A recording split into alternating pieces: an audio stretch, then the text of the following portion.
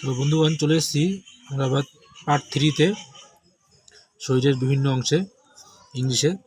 দেখি তারপরে আর কি কি আছে। তারপরে আছে ধরুন যেমন চোখের পাতা,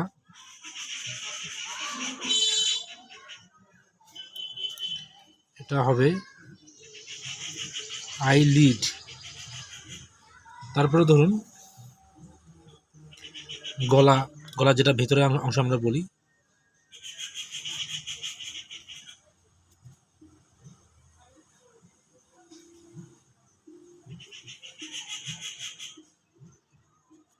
এটা হবে থ্রোট। এটা ভেতরে বাইরে দুটোই হয়। তারপরে ধরুন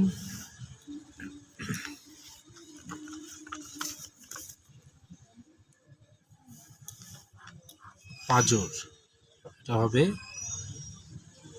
রিব। আচ্ছা, তারপরে ধরুন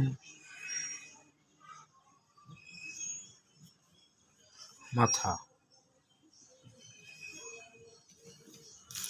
হেড।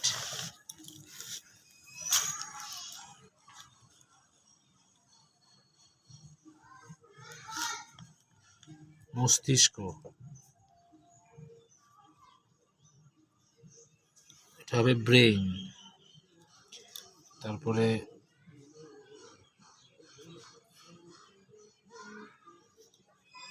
পাকস্থলী, এটা হবে স্টোম্যাক।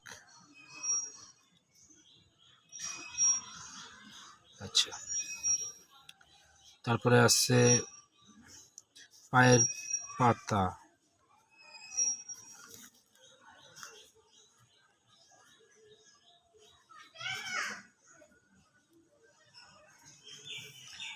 আচ্ছা এবার আসছে পায়ের গোড়ালি,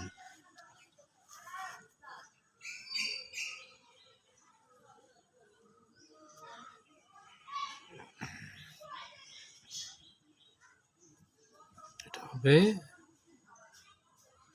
হিল। তারপরে আসবে পায়ের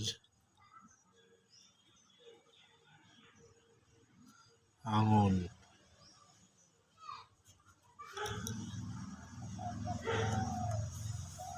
এটা হবে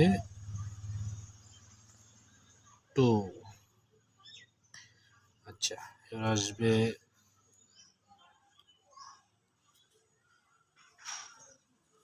চামড়া, স্কিন।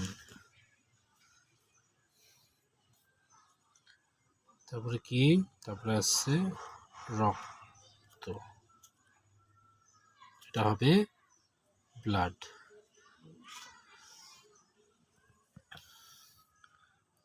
তাহলে বন্ধুগণ, আজকের ভিডিও এই পর্যন্তই।